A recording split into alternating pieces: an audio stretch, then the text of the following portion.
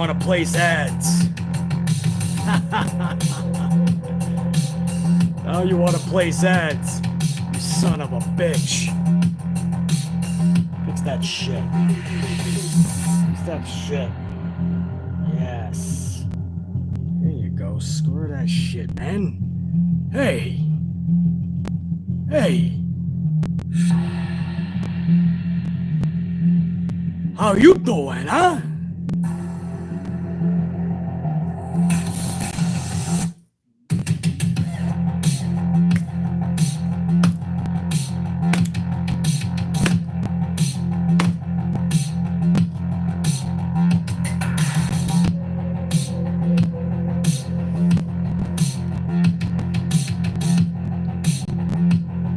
All right, Tanya, that's it.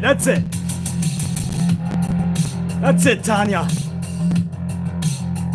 Red button, red. You gotta stop it. It's the red button. Stop BC's music.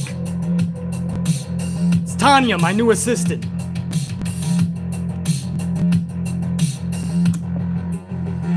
Stop. You gotta cut. Okay, there you go. There you go. That took a few minutes. Another one that doesn't know her colors. Great.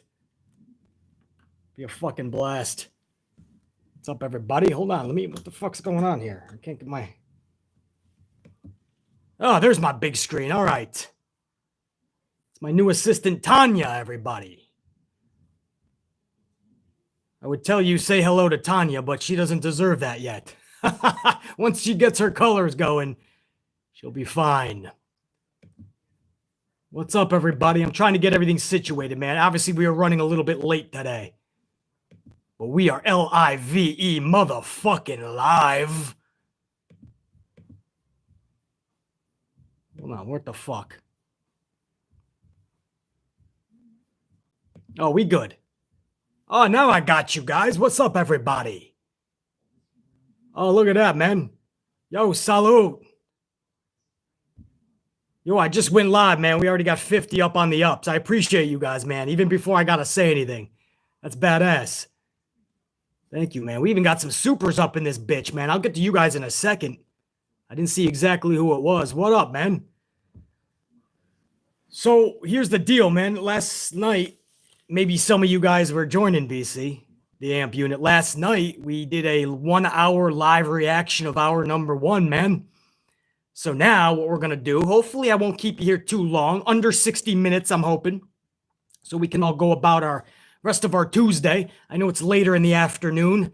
This is an odd time for us to go live. It's the only time I could find a chance to do such, and I wanted to do this live because that's what I told you guys last night. So we're going to go over the last 2 hours, but I want to do something right now, man. I want to revisit something from the first hour, and that's Stone KOld. Stone Cold with a KO. Stone Cold made his debut in WWE last night. Stone Cold, K-O-L-D. And of course, it was Kevin Owens. And man, going back and checking that out, man, I gotta tell you guys, dude. I mean, I gotta tell you, the way that Chicago honestly bought into the fact that they thought it was Stone Cold, I mean, that was absolutely brilliant, man. You guys got to go back and check this out, man. Chicago was just fucking beaming, bro. Chicago was ready for Stone Cold, and instead they got KO. That was fucking awesome, man. Even BC, I was talking to you guys, and I heard the glass shatter, and I always tell you guys, man, back in the day when the glass would shatter, you stopped what you were doing and you viewed. I mean, I stopped talking to you guys for a second, and I was glued. I was like, wait, who is this? Is that Stone Cold? Here comes fucking Owens power walking, bro. Chicago's like, this motherfucker. Like it's April Fool's. He's talking that talk. He's stunnering the guy who's throwing the beers. He's giving the beer bath. He's doing the whole mud hole, talking shit in his ear. KO, man, blew it out of the water last night. That was an ultimate success. If you're always wondering, man, BC always seems like he's got a negative for everything. BC never seems like he's happy about any of this shit.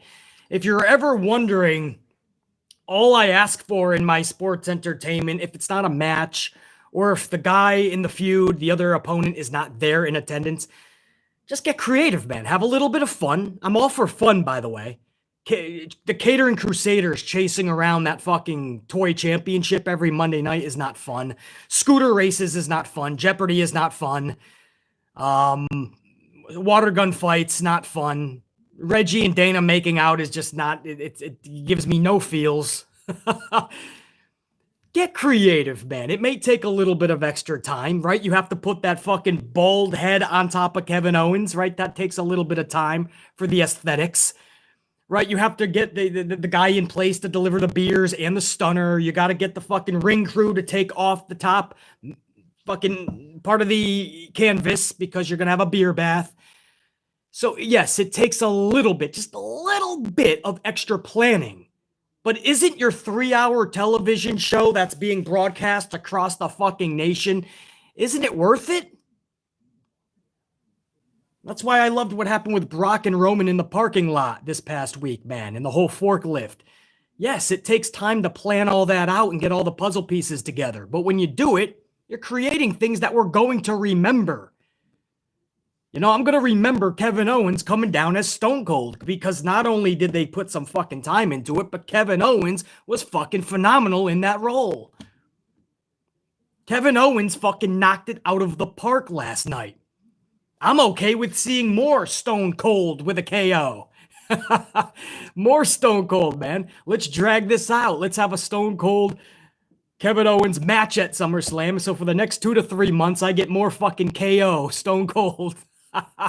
Because he's phenomenal, man. That's the most I cared about Kevin Owens in probably the last year, at least. And that's sad because Kevin Owens actually has talent. Kevin Owens is really good. That's all I can fucking tell you. There's no other care that I had for Owens over the last year plus. And then Becky Lynch. Becky Lynch was just phenomenal last night again.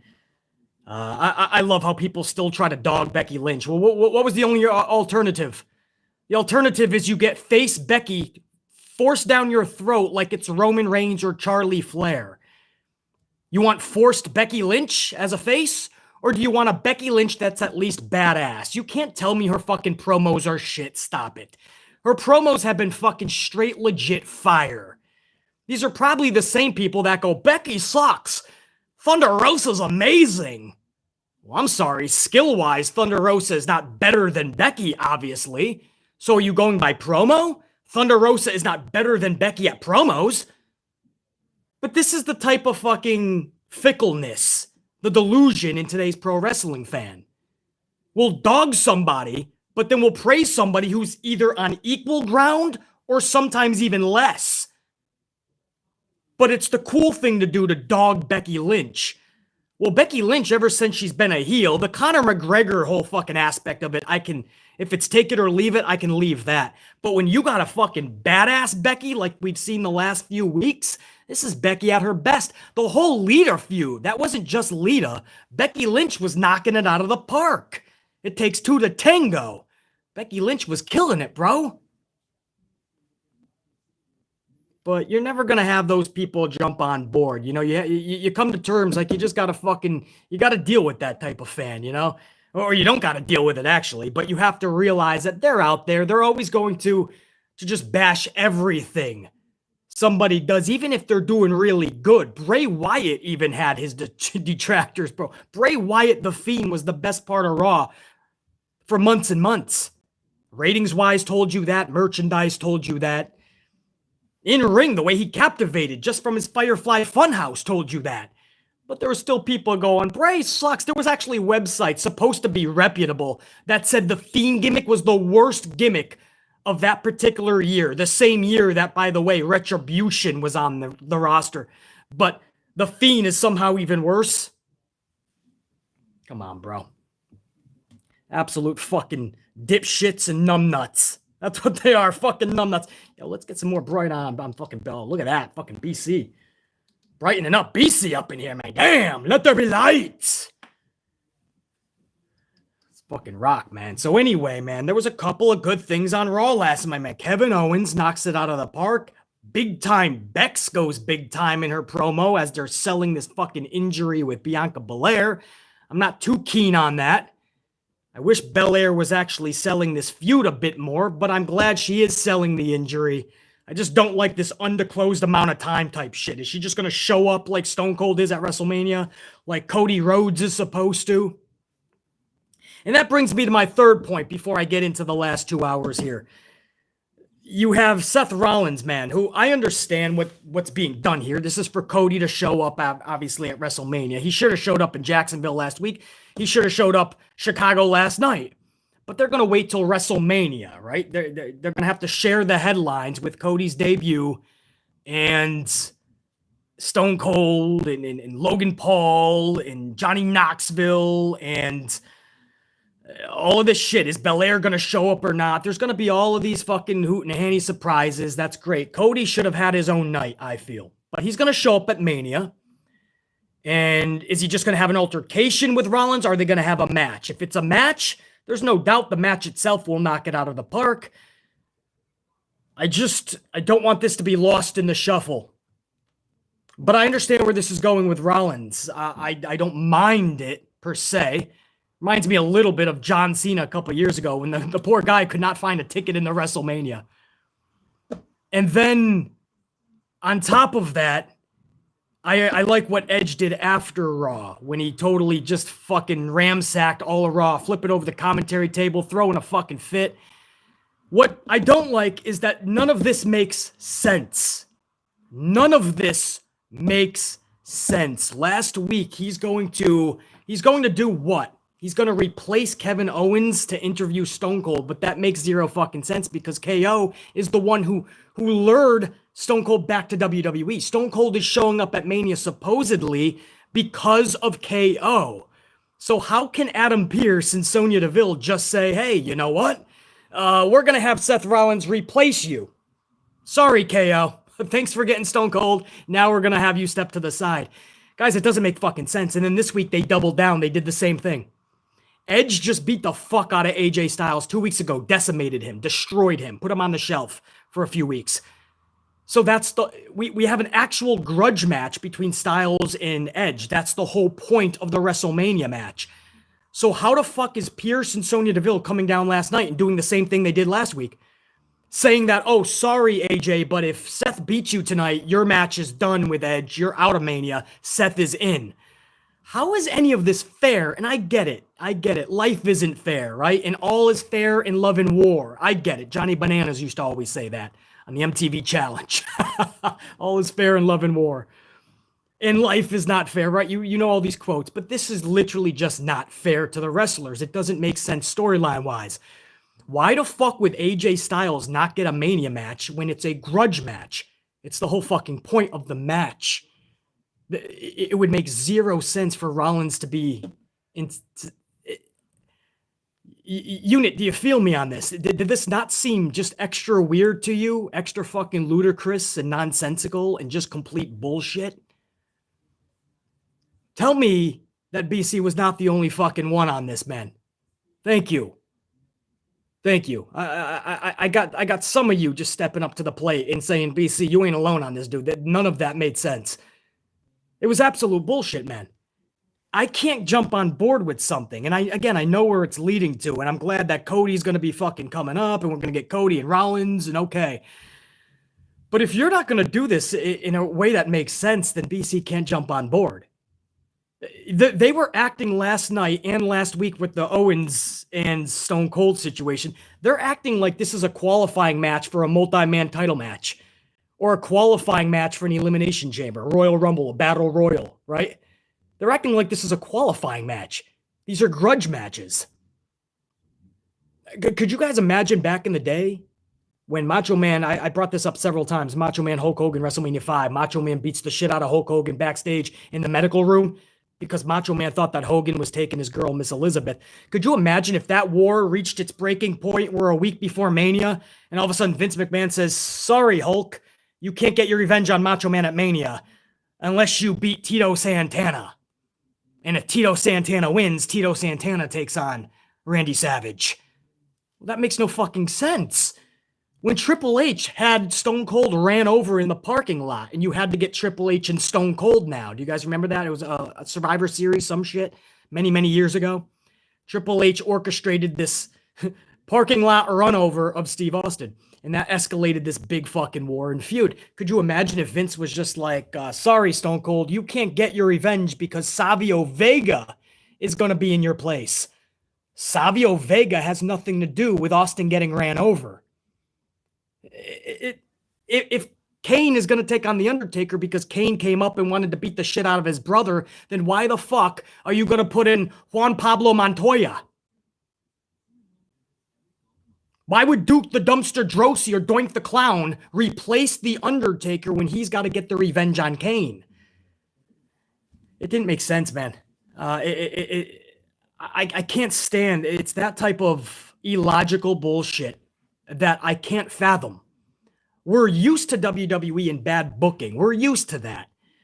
And we're used to shit that Vince McMahon approves that just should never be approved. But then they reach new levels that we never thought imaginable when it comes to bullshit. This is the utmost in bullshittery. This should have never been approved. I don't know how this made it on the air. But Rollins challenging AJ for the spot at Mania, it doesn't make sense because it was already an established grudge match. So no, this Rollins thing is not fun for BC. It does not make sense. And I just hope that Cody can save this at WrestleMania. We'll see, man. Anyway, that's my cold open.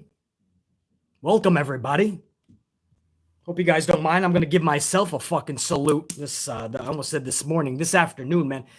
We're going on live late this afternoon on a Tuesday. I understand, man. It's not our normal time.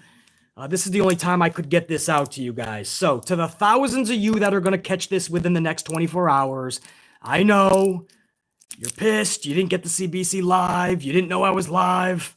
I get it, man.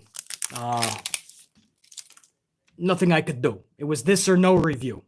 So I think, first of all, the hundreds of you right now, I thank you for tuning in live still. The thousands that are going to catch this over the next 24 hours, all apologies. Thank you for still clicking. Hopefully you guys have an awesome time over the next hour getting amped with BC. Let me give myself a salute here before we get going, man. Yo, I got some supers coming up in here, man. I'm gonna go over them right the fuck now, actually. Salud. I'm just going to chill, man. We good.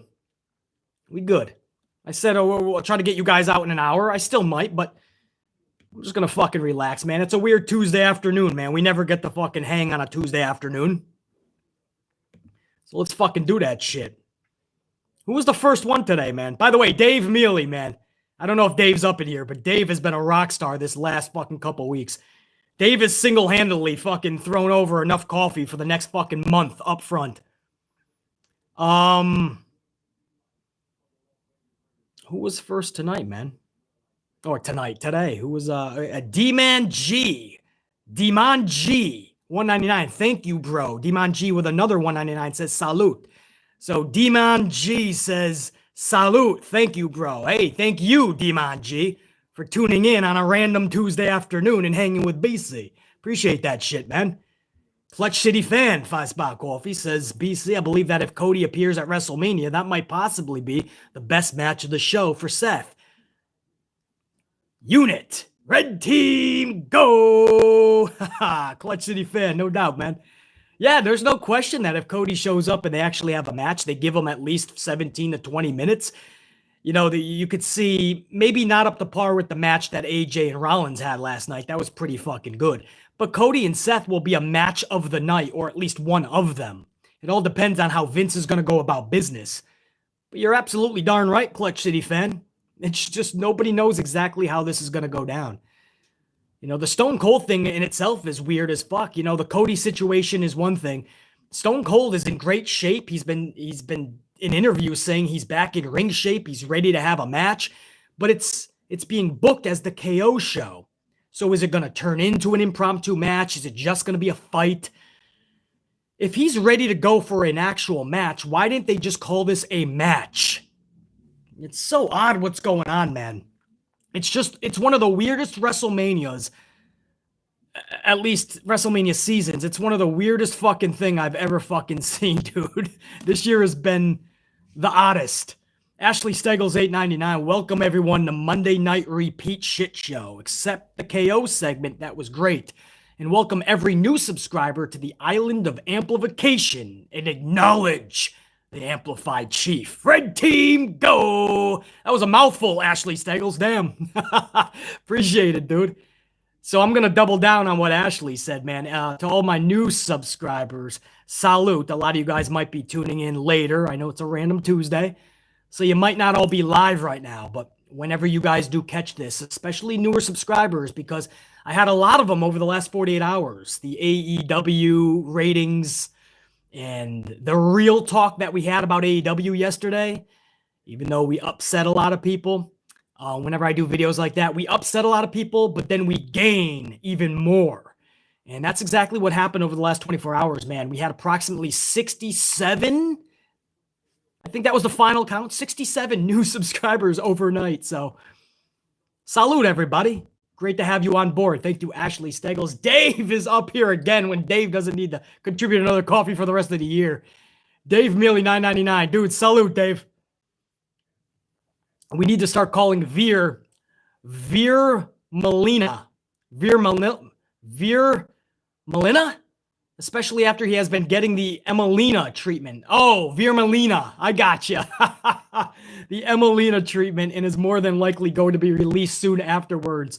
Dave, no doubt. In fact, Dave, I was making a joke that even though they released a date for Veer last night, you honestly, you think Vince is actually going to keep that date, or is he going to troll his audience? I'm just saying, Dave. Knowing Vince, he pulls everybody's leg on this. Dave, much love and appreciation, dude. Thank you. Unsane, the plastered bastard, 2-spot. What up, Unsane? That was some HBK-ish shit right there, LOL. Oh, the KO shit? Yeah, what was that? Canada, right? Was that Canada? When they fucked around and had Bret Hart's music play. This was right after, I believe, the Montreal screw job. And out came a little person, I think. And they were dressed up as Bret Hart. Come on, dude. That's what I mean. I mean, that's sports entertainment done correctly. That's the shit I can laugh at. If done properly by the right people, I love seeing what we saw with KO last night. Mick Foley took the social to Mick Foley was raving about that. He's like, I love this type of stuff. It's one of the rare times lately that I agree with Mick. Unsane, the plastered bastard. No doubt, man. In fact, that's one of the first things I thought of. I was live with you guys when it happened. If you guys didn't catch the first hour review, it was actually a live reaction. And I thought the same thing as you, Unsane. I was thinking, that's some Shawn Michaels shit. Yo, Big Nang's up in your 10-spot. Big Nang. Difference with Seth and Cena, that Cena's was planted from Rumble to Elimination Chamber to Fastlane to WrestleMania. Seth's road was so messed up, it became last-minute thing with no creative and effort put into it. No question, Big Nang, and you're exactly right. And that's why we're getting all of this weird shit that Vince doesn't care about going over the fine printed details. He doesn't care about details. He knows that now he's rushed. Mania is literally 11 nights away from tonight. 11 nights. So I'm sure he feels, oh, we just got to put Rollins in just anything. Anything. What's one of our big matches? Or Owens is going to be interviewed by, or Austin's going to be interviewed by Owens. Let's do, if Rollins beats Owens, Rollins will interview Austin. Does anybody stop to think, wait a second, that's fucking stupid? Like, that's really stupid. Think about what I am saying, guys. Vince McMahon approved this following notion. We're going to have Rollins take on his friend Owens. They're buddies, right? Even tag team several weeks over the last couple months. We're going to have them face each other. And if Rollins beats Owens, Rollins is going to interview Stone Cold at Mania. When it was Owens that started the feud and got Austin to come to Mania. And then last night, 1 week later, they doubled down and did the same shit with the Edge AJ Styles feud. Again, there's just one issue. It's fucking stupid. AJ Styles got decimated, destroyed by Edge. So it's a grudge match. It's one of the only matches you actually have to see at Mania. So how the fuck is the Authority, Sonya Deville and Adam Pearce so ready to take out Styles from the grudge match to put in Rollins? I mean, am I the only one who just wants a little bit, just a little bit of common sense in my pro wrestling? Just common sense, man. I got a sense of humor. I'll enter the wacky world of the craziness of pro wrestling on any given structured segment. Just look at Kevin Owens. I'm praising that segment from last night. Stone Cold, KO, LD. I'm praising that. Just make it right. Do it right, man. I just... None of this Seth Rollins shit made sense. And there's a lot of fans that are just willing to overlook it because it's going to lead to Cody at Mania. So they're like, I love this. This Seth Rollins shit is gold. It's amazing what they're doing with Rollins. No, it's not. It could have been if done correctly, right? And then he finally gets the Mania and Cody shows up. But it wasn't done correctly. You see what I'm saying? If you want a filet mignon at the restaurant, right? You want a nice fucking steak, a big bold steak, filet mignon, right? And you got it and it's fucking on your plate and you're thinking that this is going to be delicious. But there's just one problem. They never cooked it. They never cooked the steak. Not even fucking rare. I mean, it just was not cooked. Straight from the cow, bitch. Straight from the bull. Never cooked. Well, what? You gonna fucking eat that shit? This story was never it was never seasoned. It was never even put in the oven, never put on the stove. It was served to us rare. Not even cooked, not even rare. I'll take rare. This was not even fucking prepared. No thought was put into Rollins. None. They just knew what they had to get to. Oh, we have to get to Cody at Mania. Let's just do the stupidest shit we can in the next 3 weeks. And that's what the last 3 weeks, that's what they did. Anyway, Big Nang. Absolutely correct. That is the big difference with Cena and him. I was just thinking that it just reminded me of John Cena a few years ago when he couldn't quite punch his ticket to Mania, but at least that was done a hell of a lot better. Jay, $4.99. What up, Jay? Cody should have debuted in Jacksonville. Every match needs a good story for us to get invested to. And by the way, hopefully The Rock returns at Mania. Number one, Jay, you're completely correct. I thought Jacksonville or bust. Not even Chicago last night. Jacksonville. Because you want a couple of weeks, man. You could really build something special with Rollins and Cody. We know the match is going to be good if Vince gives it enough time.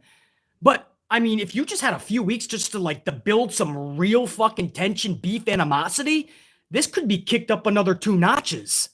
3 notches. But they just didn't care. They just wanted Cody to have a WrestleMania, and he's just going to contend with a lot of headlines.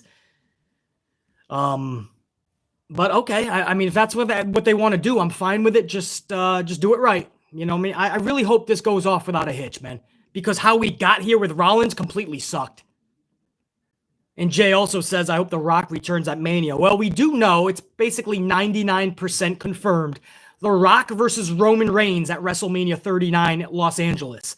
That is going to be the main event. Again, I say 99%. The only reason it's not 100 is because it hasn't been officially announced. So do they do like The Rock and John Cena where they announce it a full year in advance? I don't know if I need that, Jay. I'm down with The Rock making an appearance. But I don't know if I want that match announced a year in advance.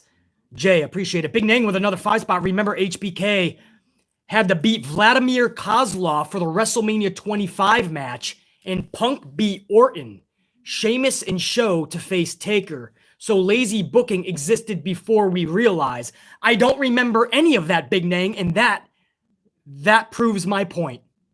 That proves my point right there, Big Nang. I remember none of that, literally. I don't remember not one of those matches. There lies the problem. Big Nang just showed you. Thank you, Big Nang. He just showed you what BC was discussing with you guys. He just showed you the proof of BC's words. You don't remember any of this lackluster bullshit. And that's a shame because you should be remembering feuds and storylines that culminate in a pay-per-view match, especially Mania. That's how I remember Randy Savage and Hulk Hogan. Their every move leading up to that WrestleMania 5 match. I'm just using that as an example. I could go all the way to the fucking Mountie and Big Boss Man in their SummerSlam feud as well. I remember every move of all of that. Nails in the Big Boss Man. Marty Jannetty and Shawn Michaels. You know what I mean? If done correctly, man, you're going to remember all of those segments. I don't remember any of that big name just said. And that's my point. You have a 3-hour show that's being telecast nationwide. Can you not put some care, time, effort, energy into this shit so that we can not only enjoy it, not only be entertained by it, but maybe it's so good that we remember it years from now? Is that asking too fucking much? Maybe it is these days, man. Maybe it is, right? 2022. Maybe BC's asking too much to have common sense and logic in my television show. We got, who do we got up here? Deshaun Sanders. What up, dude? Deshaun says last night, 5 spots, says last night made some kind of sense, but the Rollins AJ segment, not so much. Yeah, there were some things I liked last night, Deshaun Sanders. Bex nailed another promo out of the park. She still has her haters out there that claim Becky is horrible. They're absolutely either fickle, delusional, or both. Because this badass Becky in the promos that she's cutting is way better than forced face Becky. And KO just knocked it out of the park. Stone Cold with a KO LD. Stone Cold's debut last night. KOLD. So there was some shit that I absolutely enjoyed, but the Rollins AJ segment just actually pissed me off, Deshaun Sanders, because I can't believe that this would make it on air. Something with so many logic gaps. And they just didn't even care. Vince is like, fuck it. They're not even going to think about it. They're too stupid. Well, BC's not. My amp unit's not too stupid to realize that there's too many fucking logic gaps, nothing makes sense, and common sense has been thrown out the wayside. Anyway, Deshaun, nailed it, bro. Strict Tango, 2-spot BC. I'm getting jaded to watch AEW lately. They produce Strict Tango. They produce good shows, man. AEW produces good shows. I think there's such an saturation. I got you. There's an oversaturation of pro wrestling these days in general. So AEW is in an unfortunate spot. They can't just rest on being consistently good every week or most weeks. AEW has to be consistently great. The good news is they have the roster. They have the TV time from Warner Media. They got a good dude in Tony Khan that at least listens to the fan base more than he doesn't. So they have everything working in their favor. Can Tony Khan put all the puzzle pieces where they belong to formulate that complete puzzle? That remains to be seen. But I do hear you, Strict Tango. There's a lot of times where it does feel like just a wrestling promotion. You know when it's done that it's at least better than like a Raw. But I always tell you guys, fucking your morning shit is better than Monday Night Raw. So that's not saying too much. I just feel like they have enough puzzle pieces to be great every week. They have enough in their arsenal to be pulling 1.2 in the rating every week. And they just can't figure out the formula. They're one or two big stories away from hitting that mark. But I'm hearing a lot of people say that, Strict Tango, that in Rampage, Tony Khan, man, he's losing Rampage. Last week, they scored a 560,000. They're dipping way below fucking NXT numbers now. And this past week, obviously, was in a weird time slot, but it only scored it was less than 350,000 viewers. Again, I understand the time slot, but Tony Khan has to think, what am I doing with Rampage? Is this going to be like a SmackDown is to Raw? Or is this literally going to be a show where 300,000 to 500,000 is going to be where we're going to fall? And if that's the case, can Jay Lethal at least get on a Rampage? Fuck. Has Jay Lethal not proven himself enough to at least get on Rampage? This guy's fucking floating around on Dark and Elevation and Exaggeration. AEW Imagination. Oh, bro. So Strict Tango, you're not alone, man. It's just AEW is in a rough spot right now where, you know, that they're not the top dog. They're trying to be. And if you're not the top dog in an already oversaturated pro wrestling world, you're going to have your work cut out for you double. And BC's offering all the advice in the world. I really hope that Tony Khan and even the talent in AEW, a lot of them watch this channel. What's up to every one of you motherfuckers? WWE talent as well, and all the indie talent around the world, man, that watches BC. Thank you. But I hope people listen because it's constructive criticism and it'll actually help. It's a proven theory, everything I offered in yesterday's video. And if nobody wants to listen, then that's fine. I hope the best for them. I'll keep watching. I'll keep reviewing. I'll keep being honest. I'll keep pissing people off. And I'll keep making people happy that there's somebody in the community that is this brutally honest, like BC. Anyway, that's a long-winded answer, Strict Tango.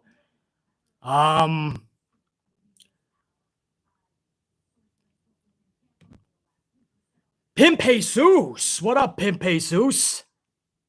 Pimp says, gotta do a preemptive typical WWE. Oh, gotta do a preemptive typical WWE nonsense. It just doesn't make sense, Pimp Jesus. And like, even wacky shit like the 24/7 title. All right, they perform it. We fucking take a shit on it. We move on. But with the Rollins situation, when you're taking out AJ Styles when it's a grudge match, or when you're taking out Kevin Owens when he's the one who got Stone Cold to come to WrestleMania, bro, what are you doing? Come on, bro, meet me halfway, Vince. You can't produce that type of shit. Pimp Jesus, thank you, man. Big Nang, 5 spot. Big Nang's fucking rock star in it. BC, where's Ms. Jenkins? You should hire her as your assistant. She equals ratings. Well, Big Nang, I got Tanya now. I got Tanya from the local Starbucks. She was a barista. She wasn't happy there. She watched the channel. So Tanya is now my new assistant. Miss Jenkins, by the way, she started last night. She's trying to get her morning newspaper. She started last night. She just made it off her porch. We think that by 9 o'clock, 10 o'clock-ish tonight, she'll finally reach her newspaper. And then I think on my way for my last coffee of the night, I'm going to pick up Miss Jenkins. I'm going to borrow Matt Riddle's scooter, pick up Miss Jenkins, and ride her back to her house. If you don't know who Miss Jenkins is, then you don't watch the channel religiously. Shame on you. Shush! Shush! Chad Gable's new gimmick. Shush! Pimp Jesus, Big Nang, Strict Tango. Thank you, man. But I will say this, Big Nang. If LaToya doesn't work out, LaToya? Is that my next one? No, LaToya is the other fucking Starbucks barista. She's actually really good. She likes her job. Maybe if I pay her enough, we can get LaToya to be my assistant. But Tanya, if Tanya doesn't work out and LaToya doesn't want the position, maybe Miss Jenkins.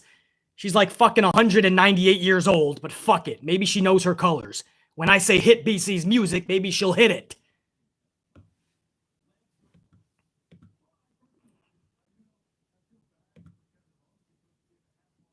Shush!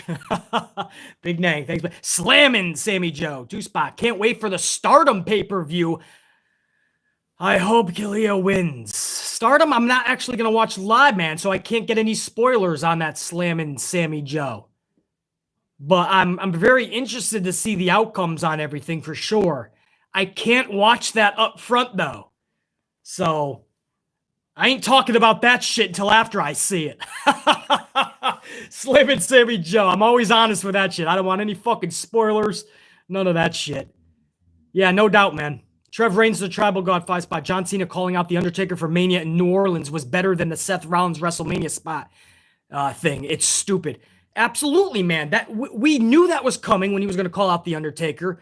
We knew that was where he was headed trajectory-wise.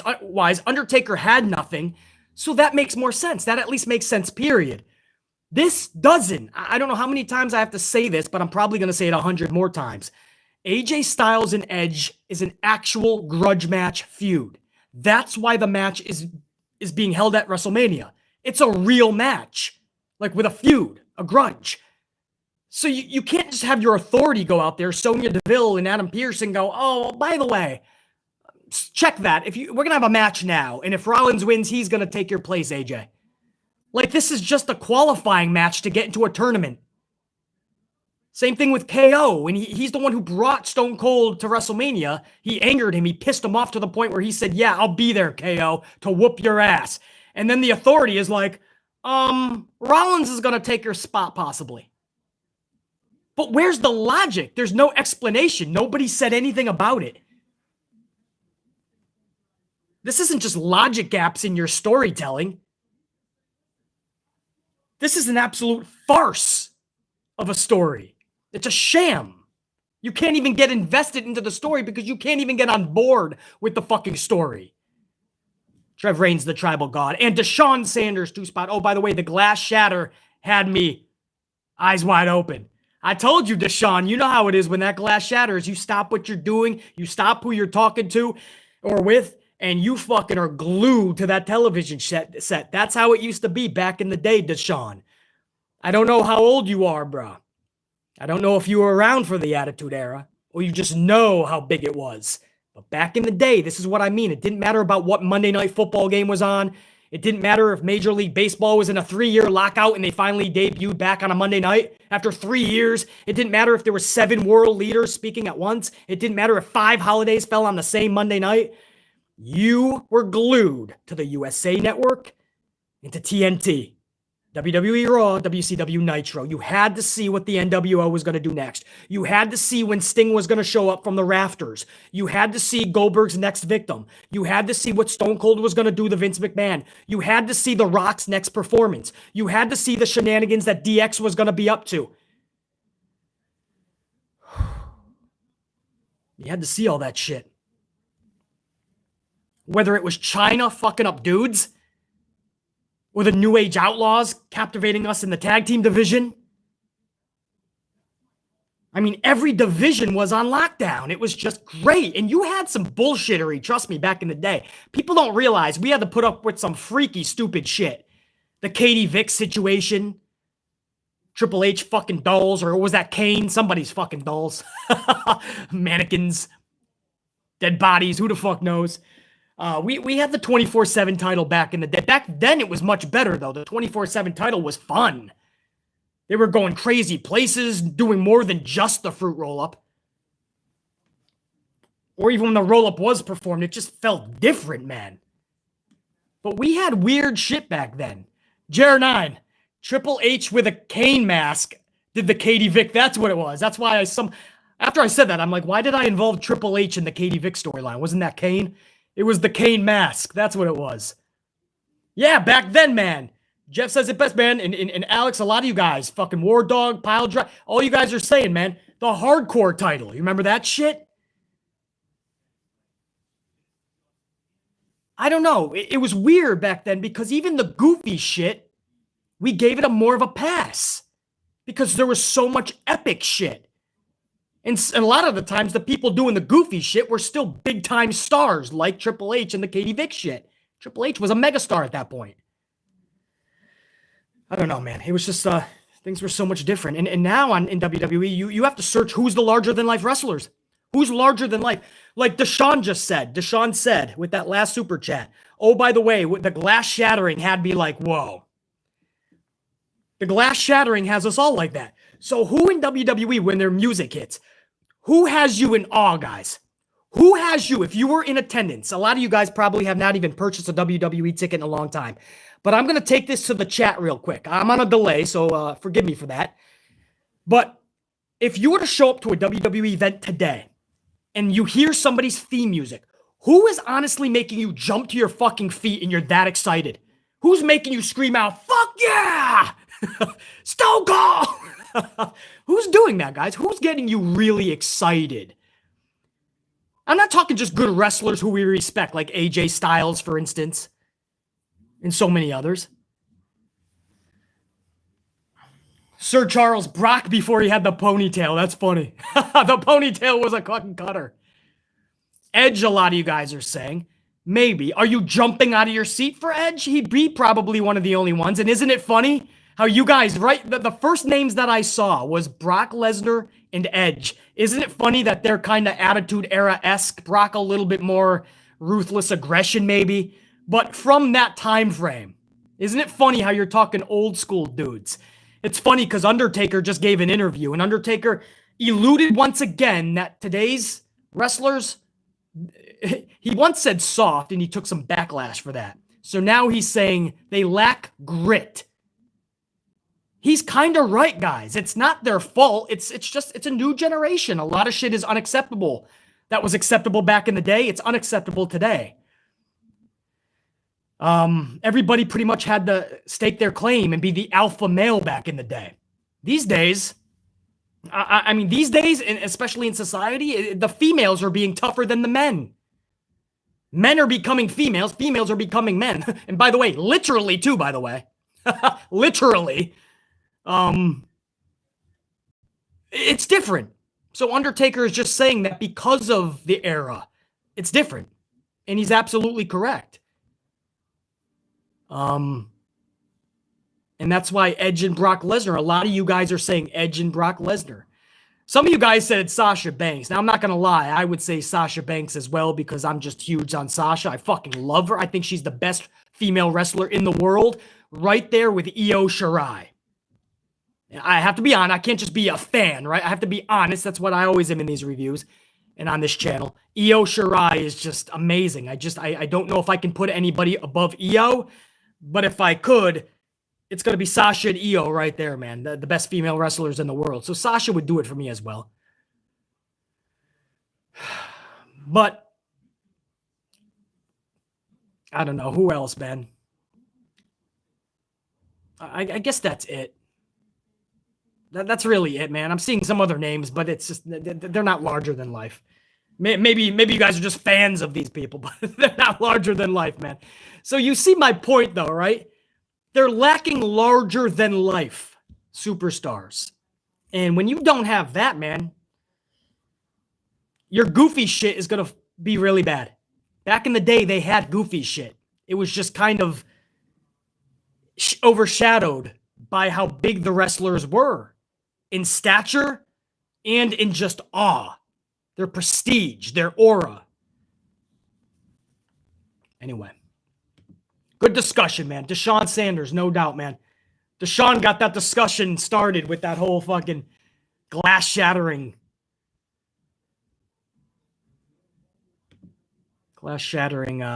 Kevin Owens segment. We got some more supers, too. But let me just go over... I haven't even... If you're just joining, man, I said I was going to keep you guys here less than an hour, hopefully. I haven't even gotten into the second hour of the review. We've just been going over supers. You guys just been badass. A random Tuesday afternoon. We're never on in this time slot. And we're just having a fucking ball because we're just relaxing, shooting the shit. So I'll start hour number 2 now. If you're looking for hour number 1's review, we already did that. That was last night. It was a live reaction. So go check that out. If you're wondering my thoughts on Kevin Owens, my thoughts on the Seth Rollins thing, my thoughts on Becky Lynch, I gave a cold open in this live stream. You can go back to check that out later as well. I'll cover those stories going forward as well. But hour number 1 is already on the channel from last night. Hour number 2, let's jumpstart, man. I'll go over the supers in a little bit, man. But RKBro versus Alpha Academy. Again, 86 times for those of you keeping track. Alpha's take an L, RKBro takes the W, and we all take a Z. How do you like that? Alphas take the L, RKBro takes the W, we all take a Z. Because we've seen this match a million fucking times, man. Now, do you see post-match? Street Profits come in and clear the ring. And that was the whole segment. Street Profits come in, clear everybody out. Now, do you see what I mean about lack of creativity, guys?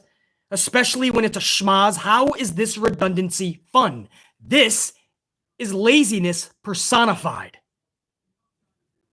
They set up this stupid triple threat for WrestleMania. They don't even have the respect for the titles and the champions to have just a 2-on-2 match, a regular tag match for tag titles. No, they're trying to get everybody on the card. So they do a triple threat. And you say, well, not only is it going to be a schmaz at Mania, the feud, the story is going to be a schmaz. You're not going to care about it because it's going to be fucking stupid. Sure enough, they just take 2 of the 3 teams. They have them face each other for the 87th time. And the 3rd team comes out to beat everybody up. This is booking of a 5-year-old with a fucking crayon at recess. This is what I mean about pathetically laziness. Laziness at a pathetic level. There's no reason during WrestleMania season that this, your championship, your tag team title feud or storyline, there's no feud, let's be honest. So at least you can ask for as a storyline. There's not even a storyline. These are just teams taking on each other every week. And when you get to Mania, all three of them will be in the same ring. It's not a story. You know I'm right, bro.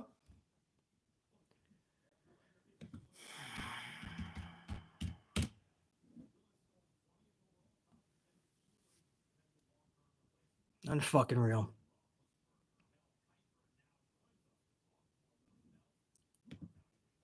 Then we go on to Reggie and Dana Brooke. I see you, man. The supers, by the way. I know I didn't miss them. I'll get you guys after we do hour number 2. I got you. And then we go to Reggie and Dana Brooke. They defeat Tamina and Tozawa in a mixed tag match. The match was legit 90 seconds long. And that was probably best for all of us that it only went 90 seconds. That's what she said. Tozawa hurts his balls and subsequently gets stacked up by Reggie for the W. You heard me correctly. Reggie hurt his balls, or I'm sorry, fucking Tozawa hurt his balls, and Reggie stacked them up for the 1, 2, 3. This whole thing was just so fucking sad. So fucking sad, man. You think about what happened with Tozawa. The last 2 years, this has been his gimmick. Until he gets released, this is Tozawa, man. He's going to be Ninja Tozawa, chasing around that fucking toy title and trying to get in bed with Tamina. How do you not feel bad? Even if you don't like Tozawa or you don't think he's a great wrestler, you don't care about Tozawa, I hear you. But how do you not feel bad for that dude?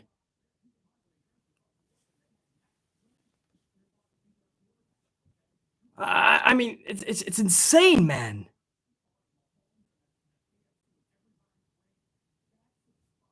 Absolutely insane what they did with Tozawa. And you know he's just going to be released. And that's what I mean about these are people's livelihoods, not just their careers, but that's bad enough. Their careers are on the line when they're in WWE. That's why you have to stand up for yourself. People always say, well, what are you going to do, BC? You're not going to fucking stand up to your boss. He's paying you all this money. I've stood up to every one of my bosses. Absolutely. That's how you gain their respect. You have to stand up for yourself because when you do get released, all that any other person that may hire you is going to remember you as is whoever you were in your last promotion. What value did you bring? Were you a laughingstock? Did people give a fuck about you? That's why you have to stand up for your character and for yourself. And if you think you're being done so dirty that your career, it could be detrimental to your career, you need to get the fuck out. And by the way, I totally botched this, man. I'm giving you hour number 3 right now, guys. RKBro and Alpha Academy, Reggie and Dana Brooke versus Tamina and Tozawa. That was hour number 3, not hour number 2. So I'm just going to keep fucking going. How's that? I'll go back to hour number 2. How's that? I'm going to keep going with hour number 3. We go into the main event, which was an obnoxiously stupid concept. Rollins, AJ Styles, winner gets AJ's spot against Edge at Mania. I already went over a million fucking times why this is the stupidest shit you could possibly come across. I'm not going to fucking... check that. I'm going to reiterate myself a million more times. I'm going to say it a million more times. This is absolutely batshit crazy. It doesn't make fucking sense. It's below any feasible comprehension. Don't even try to comprehend this. Rollins Styles, if Rollins wins, he takes AJ's spot at Mania against Edge. Wait, what the fuck what are we doing here, man? He takes AJ's spot at Mania? Why are we treating this like it's a spot in a Battle Royal or Elimination Chamber? A multi-man tag schmaz. Tag schmaz. Drink a coffee, BC. I get irritated talking about this. How this made it onto your TV sets should have never been approved and accepted. The match was made. The match was made because it legit needs to be settled. It's a feud. It's Edge and it's AJ, man. Like, what are we doing here, man? You can't just put Rollins in the... And again, BC, we knew he wasn't going to win, man. I understand. But the concept alone is so stupid, ludicrous, batshit crazy that you can't even jump on board with the concept of it. So from the beginning, we can't even be on board with this ludicrousy because it's so obnoxious. I hope you understand. Pierce and DeVille are just like, yeah, fuck it. We're putting Rollins in your place, possibly. Makes zero sense. It's beyond lazy booking. It's pathetically lazy. On a side note, this is a side note before I keep going on this, man. I knew Jimmy Smith was annoying, but I never knew how annoying this dude truly was until he said Seth freaking Rollins 97 times last night. Now, you know that was McMahon telling him to do that in his earpiece. Every time you mention him, say freaking. So every fucking time Jimmy Smith mentioned Seth Rollins, Seth freaking Rollins! Seth freaking Rollins! You know, growing up, everybody called me B motherfucking C. B motherfucking C. But it wasn't all the fucking time. The majority of the time, it was just BC. B motherfucking C was for those extreme situations. He doesn't need to be Seth freaking Rollins every fucking time, Jimmy Smith. This is one of those times you might want to stand up to your boss and just say, Vince, love you, bro. Thanks for the job. Can I please, please, please not say freaking all the time? I'm giving myself a fucking headache. Edge shatters a chair against the back of Styles at the finish for a DQ. And Styles wins this match. It's going to remain Styles versus Edge. We already knew that. Edge knew what he was doing, right? Edge and Rollins had a little bit of beef in the past anyway. Rollins in fucking Edge's house, drinking his orange juice and sitting on the same chair that Edge fucks Beth Phoenix on. And here's Rollins just kind of sitting on the same fucking love seat chair. So Edge didn't forget that. And on top of that, he still wants to settle this beef with Styles. So he screwed over Rollins and he fucking beat the shit out of AJ again. Best of both worlds if you're Edge. Post-match, Rollins goes ballistic. He keeps claiming bullshit. He keeps screaming bullshit over and over again. And that's exactly what BC felt about the whole situation. You versus AJ and the winner gets to go to Edge? Bullshit. So I'm glad that me and Seth were on the same page. Crowd is chanting Cody as Seth Rollins is having a temper tantrum. He's flipping over the fucking commentary table. He's yelling at everyone. He's cursing. He's flipping out. Crowd is chanting Cody and we go off the motherfucking air.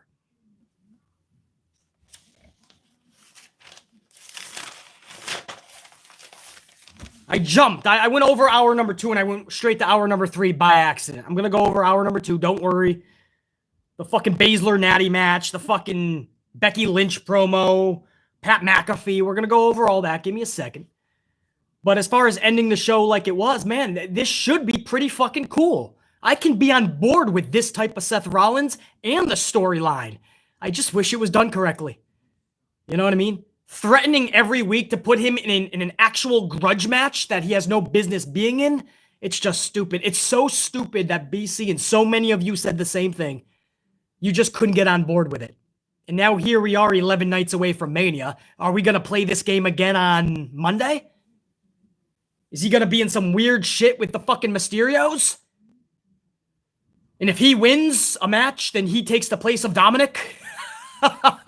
It's going to be Rollins and Ray versus Logan Paul and Miz.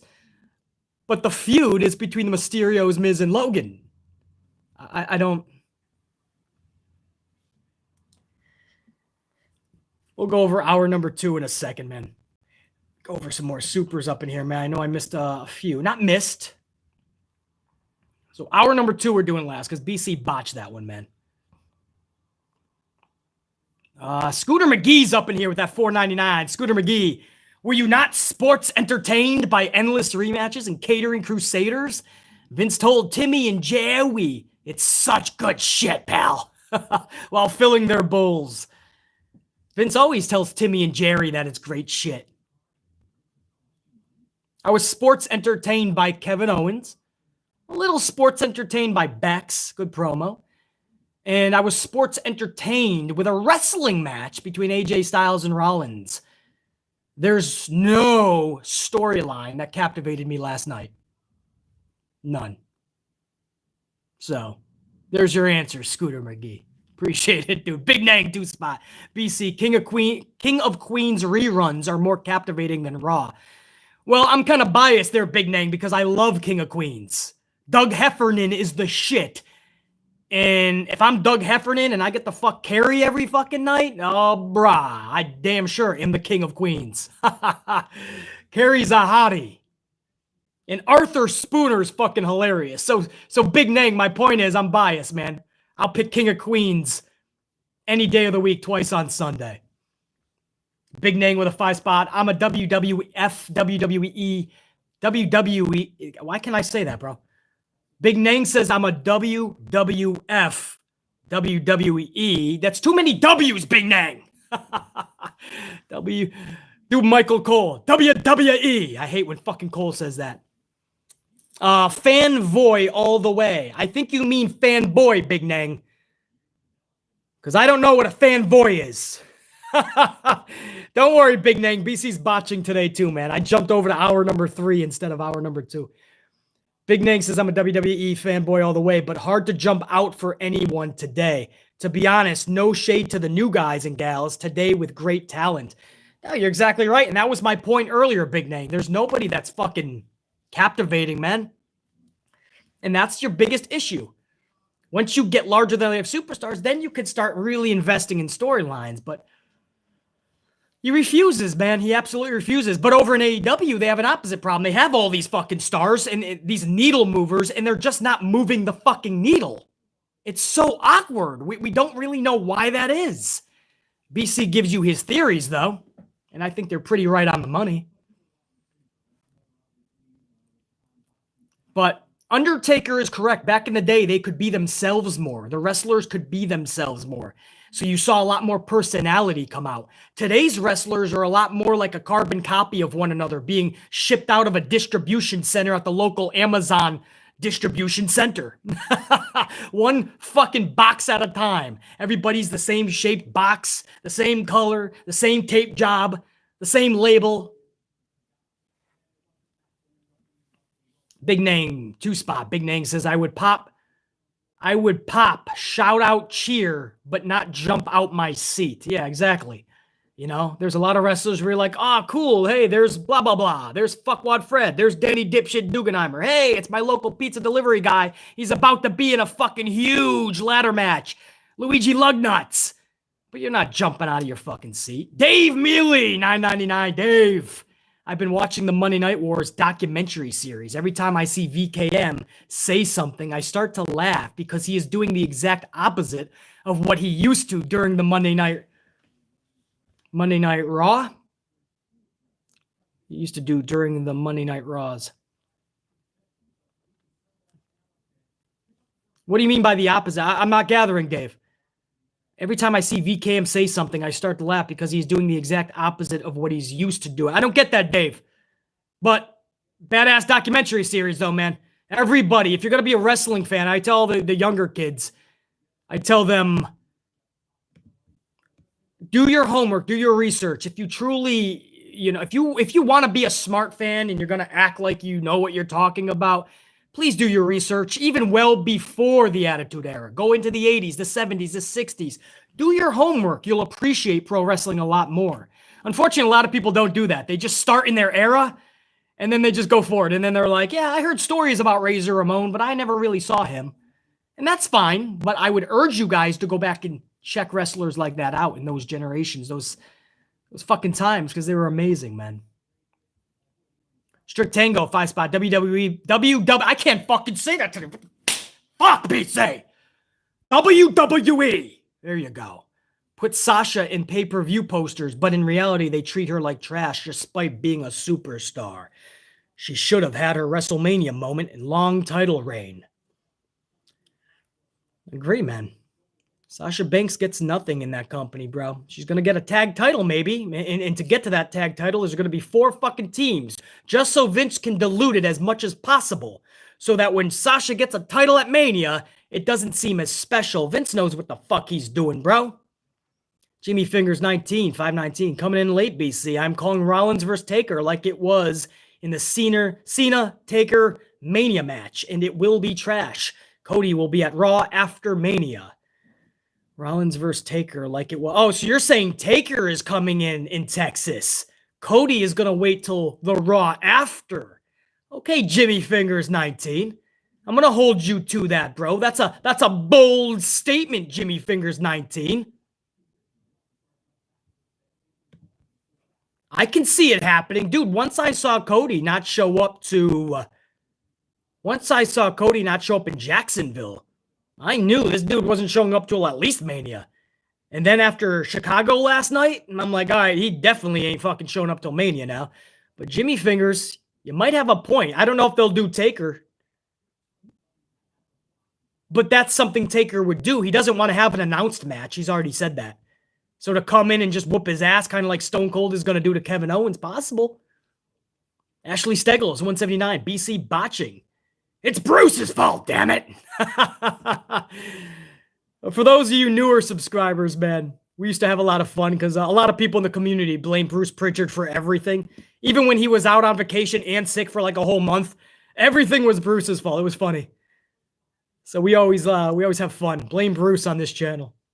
Chubless the Bear, one spot, just showing the love. Chubless, thank you, dude. Dave Mille, 999. I meant that VKM is doing the exact opposite of what he used to do during the Monday Night Wars. Oh, yeah. But Vince, well, that was Mr. McMahon, too, don't forget, Dave. So, Mr. McMahon knows exactly how to play an audience. The dude was brilliant back in the Monday Night Wars. Brilliant. Or playing his role against Austin. I mean, whenever, he's like a chameleon, Dave.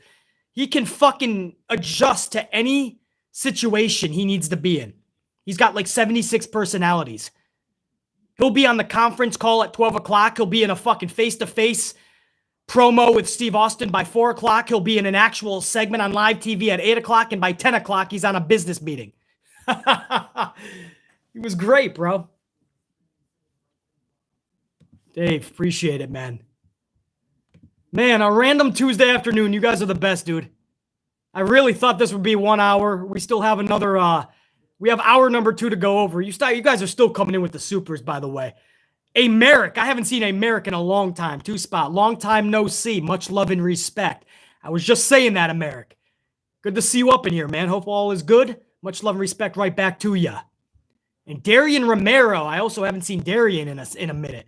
Darian Romero at that $9.99 says, praying for a better WWE one day and in time to keep Rhea. Oh, it's time to keep Rhea out of the tag team picture and let her and Liv thrive on their own. It feels rushed to me. Yeah, the Rhea Ripley thing has been botched from the beginning. Coming in and taking the title off of fucking Asuka. Or getting the match versus Charlie first, by the way, last year. Then Asuka. And then she's in this weird thing with almost a superhero, Nikki Ash, which is just a copy of the men's RKBro, right? RKBro is basically father and needy son. The needy son is Riddle. The father is Randy. And then Vince saw that everybody was busting a nut over that and giggling. So then he made that for the women. Rhea Ripley's the mother. The needy child is the almost superhero, Nikki Ash. So that was weird in itself. Then they break them up. Now poor Liv has to hold the hand of Rhea Ripley. Liv Morgan is one of the superstars in all of pro wrestling. I said this last night during the live reaction stream. Liv Morgan is fucking with firepower and momentum that we have not seen for a wrestler in a long time. For the women, Liv Morgan is hitting her stride, man. The confidence in her is amazing. She barely, if at all, botches anymore. She's having banger match after banger match. And what's her reward? Throw her in a fucking tag team. So, Darian Romero. Yeah, I am passionately behind that sentiment, dude. No question. Tori Lachey. One of my tried and trues from way back, man. Always good to see Tori. Salute.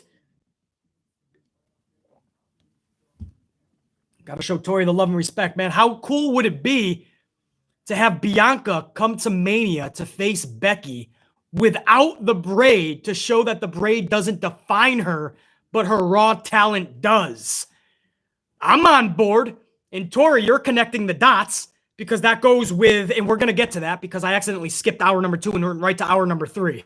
So we're going to end with hour number 2 in this review. And we're going to get to Becky's promo. So that's what Tori is talking about. In the promo, she talked about how your braid defines you. And I told you last week that I'm going to take that braid off of you this week. Is that the real reason that you didn't show up, Bianca? Because you know that defines you, and if you don't have that, you have nothing. So that's what Tori is saying, man. I love how you connected the dots there. That's why, Tori, you're talking about an actual story being told. So whenever you're talking about a story that makes sense and it's being told, obviously you're going to have BC on board. So that's a long-winded answer. Absolutely, Tori. I'm fully on board with that. It would be weird to see her without that fucking braid because that's how we're used to her. But so on board. And Bianca cannot, people are already saying, Bianca is going to be replaced with somebody else. No, this is Bianca's fucking match. It's Bianca's moment, Bianca's time yet again. And this time, there should be no bullshittery. Months later, like what happened with SummerSlam in 26 seconds last year.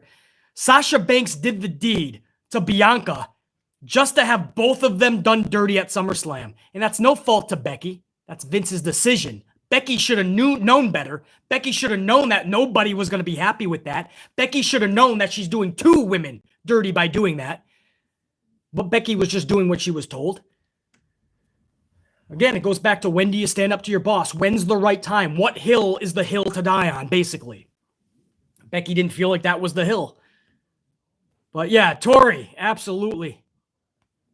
Salute. Jimmy Fingers 19, 1019. BC Taker never got a proper goodbye in front of fans. The match with AJ was great, but in front of no one, ? He has the chance to say goodbye to 100,000 fans in his home state of Texas. Seth can carry him. Oh, Jimmy Fingers 19, I'm absolutely with you on Undertaker showing up in some form or capacity. So, Jimmy Fingers, I am absolutely with you on that. It's in Texas. He never got the real chance to say goodbye. He's going into the Hall of Fame that weekend. No way can you have WrestleMania both nights go off the air with at least one night having The Undertaker. But Jimmy Fingers, the bold statement is he the one to come out for Seth? Because everybody's going to be expecting Cody. You're going to let a lot of people down. Which means that is something that Vince would do, Jimmy Fingers 19. Pile driver finisher 2-spot. What up, pile driver? What up? What has happened to the art of tag team wrestling? It's fucking gone, man. FTR tries to bring a lot of that back in AEW, and that's what I love about them. Not to mention FTR's theme music and FTR when they were with Tully Blanchard before they fired him. That's tag wrestling now, what they are in AEW. What the Usos do when they're not having 8,000 matches with the New Day. I love the Usos and how they do tag team wrestling. I love how the Briscoes do tag team wrestling. Other than that, it's really a lost art. Everybody just wants to set up their sequences. Everybody wants to set up their flips and their dives and their glorified gymnastics. Every tag match turns into a tornado tag. And when you do that, you lose, as you say, pile driver, the art of what pro wrestling tag team-wise was founded upon. The fundamentals, the core of tag wrestling is lost. And today's wrestling fan, they may be okay with that. People like you and I, pile driver, we're not okay with it. So that's why I keep preaching about that. Does it change? I don't know. It seems to be the new normal. We're tornado tags. And that's why you start to see things like trios division, right? That's why people in AEW are talking about a trios championship, and you're going to see even more 6-man tags. Because the new thing in pro wrestling in this era is more people, more crazy spots. Everything turns into a tornado, more craziness. It doesn't have to be more craziness, man. Sometimes less is more. What you need more of is ring psychology. More selling, more defense, less offense. Try telling today's kids that. They don't want to hear it. Pile driver, thank you. Hold on. Before I go over to hour number 2, which is the last hour because I botched and went to hour number 3 earlier. Jimmy Fingers 19 with another 1019. On a side note, my 16-year-old son with his friends while Tozawa and Dana Brooke were chicken fighting and then apologized to his friends about how uncool dad is. I had no defense. Jimmy Fingers, that got an LOL out of BC, brah.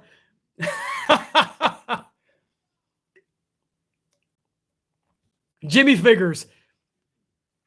I raise this question all the time when something so goofy happens, right? Like water gun fights or John Morrison doing yoga backstage or actual bunny rabbits. Like Miz was dressed up as a bunny, like bouncing around, scooter races.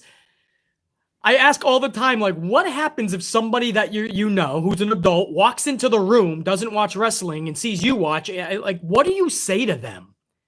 What do you possibly say with some of the shit that makes it onto our screens? You literally have to apologize. You said, I love how you said, your son had to apologize to his friends about how uncool dad is. Jimmy Fingers, back in the day, you remember how cool wrestling was and how cool it was to be a fan. We all had our t-shirts growing up, man. The Attitude Era, you had t-shirts. Every day you had a new shirt going to school. DX, Austin 316, NWO, the Sting shirts. Wrestling was so fucking cool. Everybody was watching it. You went to school, you were talking it in first period, fucking recess, gym class, study, at the water fountain, in the fucking bathroom, after school. The internet wasn't that big back then. It was just in its like, it was just starting to become a thing. So you would run, find a computer somewhere. Maybe your buddy had a good computer. You'd get on it and you'd try to get all the latest news. Fans weren't too smart back then because we really had to dig for information. But it was so cool back in the day. Nowadays, bro, you know, what's Raw back to, man? Raw's around, well, it's WrestleMania season, so they're going to pull around 1.7, 1.8 ratings. But their new normal is 1.5, 1.6. Oh, how the mighty have fallen. You remember when the ratings were in the fucking... Does anybody know the highest rating for Raw, guys? JR9, does anybody know? What was the highest rating back in like the Attitude Era? I'm on a delay if anybody knows too, by the way. I'm sure I can look it up, but I don't have the fucking time right now. How's that? I don't have the fucking time yet.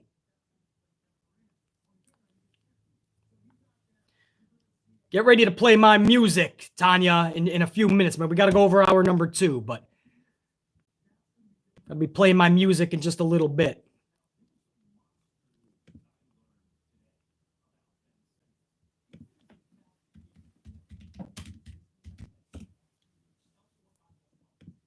.1, you guys are telling me. 8.1. Okay? I want you to listen to this. The rating back in the day, the era that I was just telling you about, around that Attitude Era when wrestling was so cool that like even if you hated it back in the day, you started watching it because everybody was. I mean, it was so electrifyingly hot. I can't even explain to you in words how hot wrestling was back in the day. 8.1. Now, I understand streaming services. I understand YouTube now. I understand platforms. I understand cord cutting. I understand people not wanting cable for some... I don't understand how people don't have cable, by the way. Not only does BC have cable, I have all of the extra... I have like 1,000 channels. So I don't buy that. It's people that just don't have cable is why it got cut in half. But I understand all of that.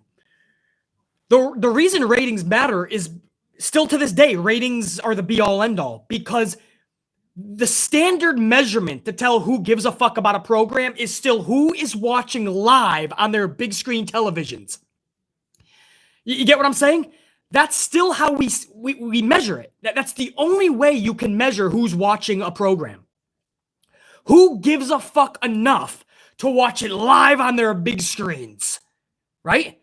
That's how you pull a fucking rating still to this day. So I understand you can take a fucking million, 2 million, you could take millions of fucking people off that 8.1 if you want to claim that they're watching it elsewhere. But the numbers don't back that up, by the way. The YouTube numbers, the other platforms, they're not showing that the rest of the 8.1 million are tuning in. So you're actually wrong, because if you check all the other metrics, it's telling you the audience is just gone. But 8.1, and now their new normal when they're not around WrestleMania season, because again, lately they're going to pull around 1.7, 1.8 even. In fact, last night's Raw might pull a 1.8 possibly. But usually when it's not Mania season, their new normal is 1.5, 1.6. So you're telling me 2.5, 3.5, 4.5, 5.5, 6.5, 7.5, 6.5 million people. 6.5 million people are not watching live on their big screens anymore. And the majority of them, this is going to be sad to hear, because you want to believe they're just watching it on other devices, I should say. No, they're gone, guys. They're gone. 6.5 million people out of 8.1 said, fuck you very much. I'm out. My point is, I'm backing up what Jimmy Fingers is saying about his son, man. I mean, this is the age they're supposed to be into it. He's 16. He's got his friends over. And he's apologizing because Dad, Jimmy Fingers, is watching this shit like BC and all of you. That's sad, because back in the day, Jimmy Fingers' son and all his friends would be glued to the television with Jimmy Fingers. I just wanted to show you how sad it actually is, man. How uncool it is these days, sadly. But I do have a lot of you guys. You do tell me that you watch Raw. A lot of you tell me you don't even watch Raw. You watch BC's reviews. If you hear a lot of good in my review, you'll go back and watch some clips. I have others of you that say you watch all the clips or a lot of them on YouTube. Others say maybe Hulu you watch. Okay, so I get it. But guys, you got to understand, that's a small fraction still of the overall audience. Because that's a big excuse. Ratings don't matter anymore because of 2022, all the new vices, the streaming service, all the different ways that you can catch clips and that and this. But I've done the research. I've cracked the numbers. It doesn't justify a 6.5 point loss. 6.5 million loss. It doesn't. Every other fucking metric, I'll give you 1 million at least, man. That's bare fucking max. That's the max, not bare max. That is the max. I'm giving you 1 million and I'm being fucking generous, bro. I am being so generous because there's no way 2.5 are watching Raw. But even if I wanted to be generous and give you another million, then you still have over 5.5 that said bye. That's unacceptable, bro. That shows you that BC is not just being negative. They're shitting the bed with the product.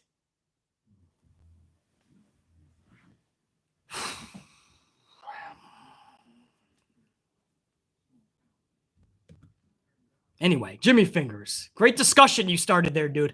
Appreciate it. I didn't get the hour number 2. If you're just joining now, man, we've been at this for almost an hour and a half. We started late on a Tuesday afternoon. We're still going. But I haven't covered hour 2. Hour number 1 we already did last night. It was part of a live reaction. So go check that after this video. We accidentally, BC botched, and I went to hour number 3. I already reviewed hour number 3. So now we have to go back and review hour number 2. I'll do that in a couple of minutes. But first, I got to get to Strict Tango with that 2 spot. Strict Tango says, BC, do you think Paige Van Zandt will be AEW's Ronda? All about booking. Strict Tango, she's not in the same category, real life status. Ronda just had a special aura about her, still does. Not as much as a little bit back in the day, but Ronda still is believable that at any given moment she can snap you in half. Paige Van Zandt is a little lesser version. We understand that. But the answer is yes to a point, Strict Tango. Paige Van Zandt, if she's booked, again, you're not going to be able to do like a Ronda booking, but if she's booked like a badass that can take your arm off at any given moment, Paige Van Zandt is going to be looked at as such. The Wardlow for the women's division in AEW. I just hope she's not being fruit roll-upped all the time like Wardlow. But so that's I don't want to give you too long of an answer. My short answer is yes. But let's not put her actually in the same category as Ronda, because Ronda had a different mystique. Ronda had a different aura, right? Her presence was just magnifying, man. It was electric. Paige Van Zandt is a little bit on a few notches lower. But yeah, she absolutely has the capability. Listen, at this point, Strictango, you just got to be booked better than Shayna fucking Baszler, and you're already well on your way. Ashley Steggles 899. This is the Undertaker fan in me, but in my eyes, night 1 of WrestleMania should end with the Hall of Fame inductees so that the dead man could get his real life or his real final farewell in the main event spot. Nah, Ashley Steggles. Let me think about this. Undertaker ending the night, getting the fans' accolades for his Hall of Fame.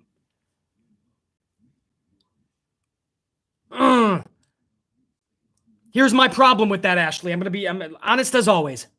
This is my original problem with The Undertaker going into the Hall of Fame this year. I understand it's Texas, but as I told you guys when this announcement was made a few months ago, they're going to be back in Texas in about 5 years.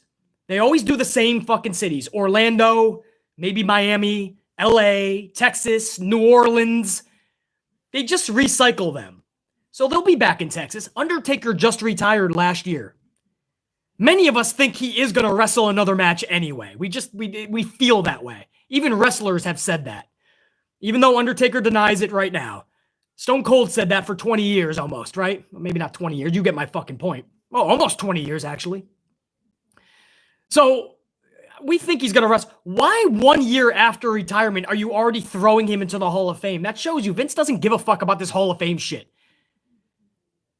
Give The Undertaker some time for us to have that absence of The Undertaker. It's so rushed. We just saw him at last year's Mania, and here he is this year being inducted into the Hall of Fame. Relax, bro. My point, Ashley, is we just saw him last year. 1 year later, he's already going to the Hall of Fame, and he's going to end the show like we haven't seen him in a while. There hasn't been enough time to truly appreciate the absence. I hope that makes sense. Right? You have to appreciate the absence, especially in terms of Hall of Famers. So in that aspect, Ashley, I don't know about them ending the show, but I respect your opinion, bro. And if that's the way it ends, like you said, that's the Undertaker fan in you, I'm going to be thinking, yo, Ashley's getting his way, dude. So you know what? I ain't going to be salty. I'm happy for my AMP unit member, Ashley Steggles. But BC would not book it that way. If I was head booker in WW, I would not be doing that per se. 2 years ago. Is that what JR9? Yeah, 2 years ago, Taker and Styles. But was that his last? Yeah, that was his last match, right? Still, it just seems so fucking early to me. So early to me. Like, to me, a Hall of Fame, you should give it a few years, you know? Like, make it this big thing. Like, a few years from now, we see the fucking logo come up, the music is playing, and we're all wondering who's it gonna be, and it's the fucking Undertaker. I'm not convinced that The Undertaker is done, guys. Mark my words when I say this. I think The Undertaker is going to have another fucking match.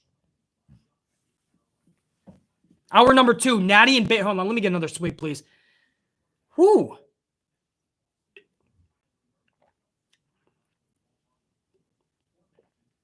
I know it's a different time slot, but I'm actually enjoying this kind of afternoon fucking live stream, man. We're just chilling. Feel like I can relax a little bit more. Shoot the shit a little bit more. Natty and Baszler defeat Liv Morgan and Rhea Ripley. Liv Morgan, all the momentum in the world. Not only is she in a fucking stupid tag match with Rhea Ripley, she's fucking losing to Natty and Baszler in a few minutes. Carmella was at commentary having a breakdown to Corey Graves. Post-match, Queen Zelina hits the ring, starts taking out motherfuckers with her royal scepter. Mella gets back in the ring post-match, and she and Zelina stare one another down. This is because of what happened at the end of hour number 1 when Mella smacks Zelina in her face after an argument, and then they started beating the shit out of one another. However, the sitch did not escalate in the ring as they embraced in a big hug and then laughed it off. It was so weird. Are you laughing because that was all a plan? Because it looked like you were truly beating the fuck out of one another? Or are you laughing because you got your shit together and you're friends again? That was weird to me. I don't know. There's fucking barbed wire here, man. That's it. There's some fucking barbed wire here. Ah! Yeah. Some sharp barbed wire right there, baby. That's good old Lucille. Anyway, where was I? However, the segment with Zelina and Carmella, it just fell flat to me because I didn't know what was all this about. Why the fuck did you beat the shit out of each other earlier? Is this like a start of some more conflict at Mania, and that's how Sasha and Naomi are going to win the titles? It's still going to be devalued because now you added a fourth fucking team into that championship match. Stupid. If Sasha and Naomi are going to win tag titles, just have it 2-on-2. WrestleMania is now 2 nights, no longer just one, and they're still trying to get everybody on the fucking card just to put everybody on the card. The matches then get diluted. A Space Ranger cadet was out next named Becky Lynch. I don't know what she was wearing, but I never do. She got the Space Ranger fucking goggle glasses on. And Becky Lynch sits middle of the ring and delivers a promo on an out-of-action Bianca Belair for the beating that she took last week. She keeps asking, to what does a man profit when he gains the world but loses his soul? Well, fuck, just ask your boss, Becky. He profited the world and he lost his soul long ago. But Becky was pretty good here, man. Becky nailed this. She sat down. She looked right at that hard cam. She played through all of the chants. She didn't let it get to her, and she rocked this promo. She says, and I quote, "What profits a man? It profits him this," while pointing to that title on her shoulder. "The only thing that matters inside and outside the confines of these ropes. For this is what I am. I am power. I am glory. I am the prize at the top of the mountain. This is my world." She later goes on to say, "Bianca, you don't want to lose your soul. I've already sold mine already." I love it. You don't want to lose your soul. I've already sold mine. And I would sell it every day of the week and twice on Monday if it meant keeping this on my shoulder. I thought it was damn good, the writing of it. Whoever the writer was for that segment, I thought they were pretty damn solid on it. The line delivery by Becky was actually pretty damn fire. And I love this Becky Lynch way more than forced face Becky. So anybody that's dogging this Becky Lynch, I don't know what more you could ask for her. She's been hitting it on all cylinders ever since the Lita feud. Ever since Lita and Becky Lynch has been fucking on fire. Now I want you to go back to forced face Becky. That was pretty cringeworthy, wasn't it? Becky is fucking nailing everything she's doing, man. I just don't understand. And what gets me, and this is how you know, man, I pride myself on being fair. The fairest dude you're going to see in this community. And this is going to be another one of those moments, because if you're new to the channel, you probably don't know this. I'm going to tell you right now. I'm not even a Becky Lynch fan, bro. That's not shade to Becky. It's just we're fans of people. We're not. I'm not necessarily a fan of Becky Lynch. I'm just not. Like I am, say, Sasha Banks or the Briscoe brothers or Jay Lethal, Bray Wyatt. Those are people I'm fans of. Io Shirai. Dr. Britt Baker, MJF. I'm fans of these people for a multitude of reasons. I'm just not with Becky. So for me to say that she's been straight fire for the past several months, that's as honest as you can get by somebody who's calling it right down the middle. Now, if you just don't like it, that's fine. Right? If you're listening to BC and you're just saying, yeah, just not doing it for me, BC. I don't know. I don't want to be forced to feel some way. I'm not forcing you to do shit. If you're not feeling it, I totally get it, right? We all have our preferences. But I would hope that you're not just bashing her and saying that it's just bad, because that's just not feasibly correct. I mean, Becky Lynch is doing really good work. So, I don't know, man. I mean, I'm just calling it like I see it, man. Yo, I didn't even mention this in an hour and a half plus. You guys know what I'm going to say. I forgot to say this. At the top, I think I mentioned the 50 plus that already smashed it. Over 200 of you guys, man, smashing that up. on this random ass middle of the afternoon on a Tuesday. I appreciate the fuck out of all you guys, all 200 plus of you that took a moment. And to those of you that haven't, please do. And to the thousands of you that are going to catch this over the next 24 hours, I know we went live at a weird time with only 25 minutes upfront knowledge of knowing such, but thank you for smashing that up in the future. So for the future AMP unit members that are going to watch this, I thank you ahead of time for smashing that up, man.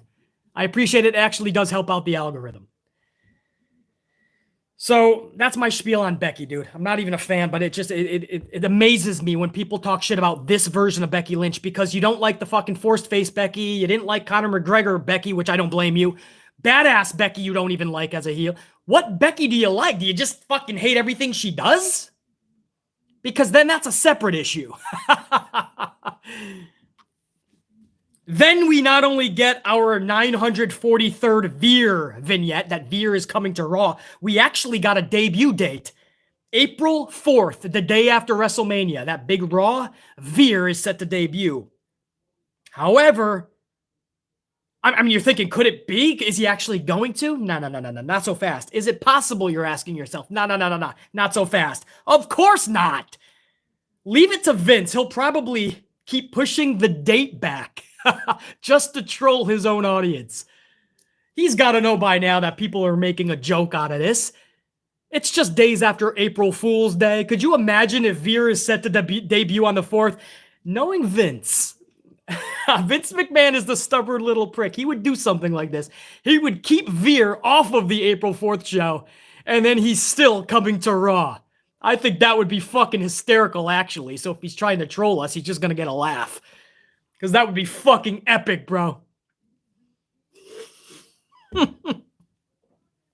You could even keep the joke going, too. Veer, coming April 24th.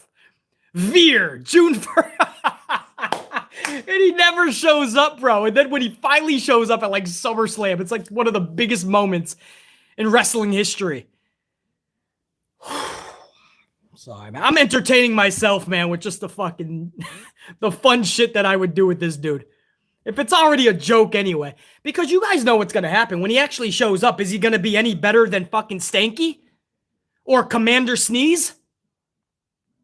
You know fucking Stanky with Jinder Mahal. And with Apollo, you got fucking Captain Sneeze. I mean, look at Captain Sneeze last night. Him and Apollo got beat by Omos in less than 2 minutes, and they got stacked up on top of one another. Yeah, they're going to be given their walking. Remember I told you there's going to be a huge cut after Mania, or at least that's the latest word that we heard? I found this out months ago. Well, Apollo and Commander Sneeze with Ninja Tozawa are probably at the top of the fucking list. Thanks for coming. Fuck you very much. See yourself to the door. You think Veer is going to have something fucking huge? You know, Omos is supposed to have a match, a singles match at WrestleMania. Omos. I find that funny, right? Rollins is trying everything under the fucking sun and the moon. Everything underneath the stars to try to get a Mania match. Omos, we're being told he's just going to get a singles match. Wouldn't that be something if Veer shows up before Monday Night Raw and Veer takes on Omos? Some people are saying it's Bobby Lashley. Lashley is going to show up and take on Omos.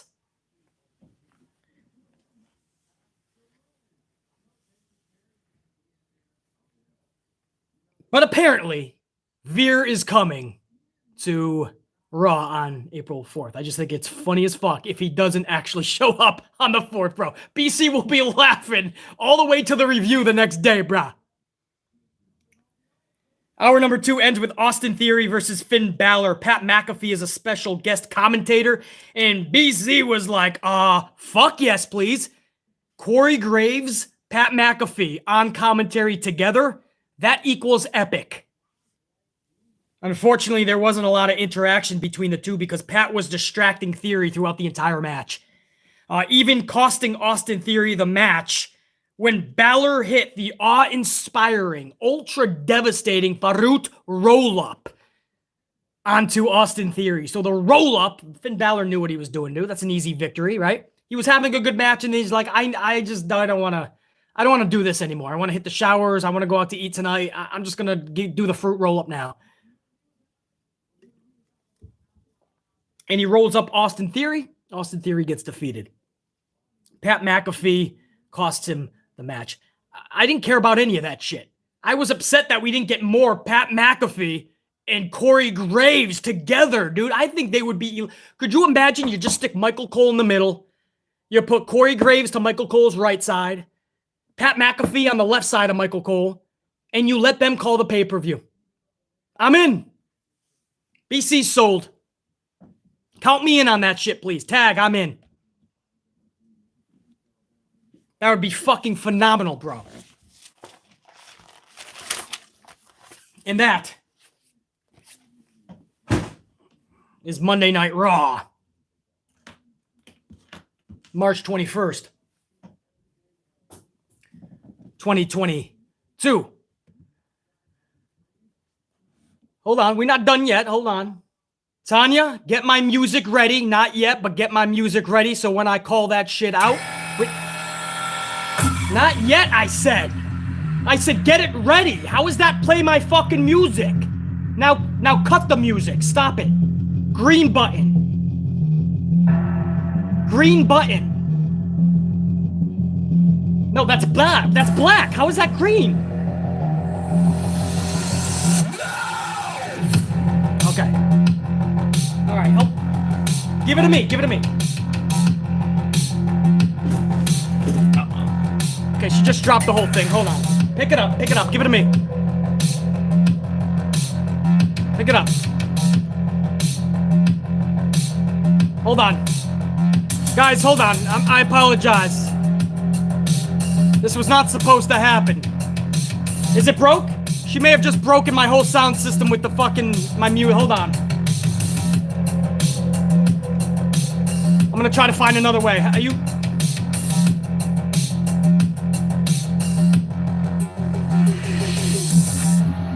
Are you fucking... Press it then! Green! Wow, man. Wow, dude. All apologies, guys. I don't know.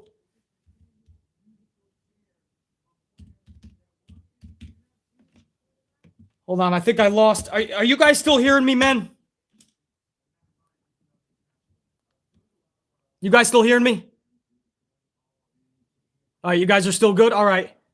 See if it's still... Hit my music, please. Tanya, let's see if it's still fucking... If you broke it, you're fired. Hit my fucking music.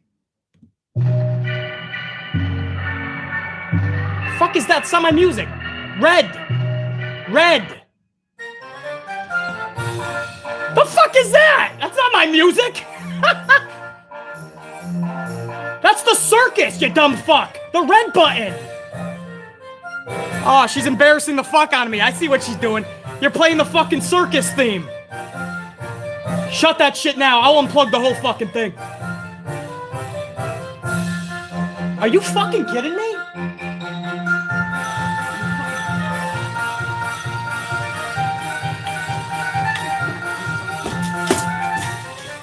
Come here! Come here! Fuck! Cut that shit! All right. This live stream went off the edge, man. I got some firing to do, guys. Much love and respect to all of you, honestly. Thank you for an awesome Tuesday afternoon. You guys are the fucking best. Strict Tango, that 2-spot. Not a Becky fan, but rather prefer her over Charlie. 1,000,000% Strict Tango.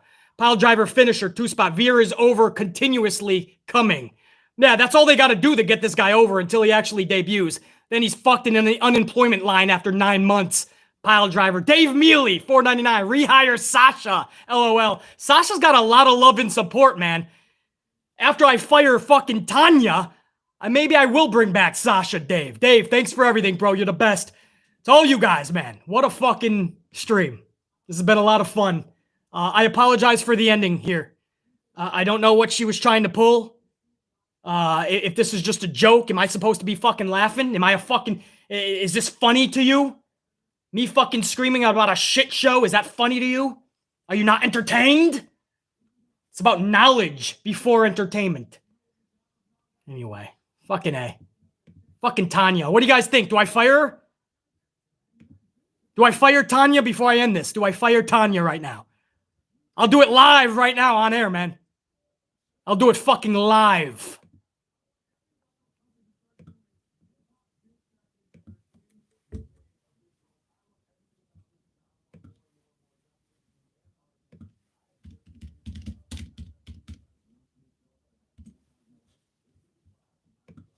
Yes. No.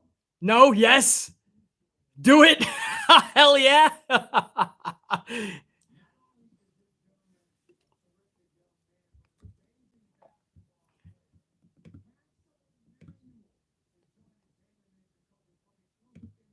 A lot of you guys are telling me, yeah, brah.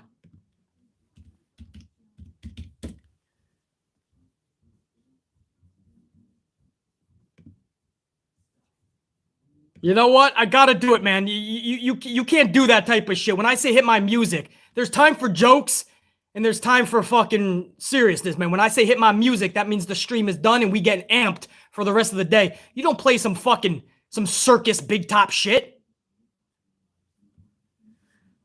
So, two things are gonna happen here, man. You're gonna be fired and you're still gotta be punished, man. So, number one, Tanya, you're fired. That's right. Doesn't fucking matter. Don't give a shit. No, don't you even fucking pull that shit, bruh. Gonna put on the fucking pouty face now, right? I see how that always works. Put on the fucking tears, and then I hire her back. I see where we're fucking going from that shit, man. That's it. Play my fucking music and then get the fuck out. Play my music right now. Play it.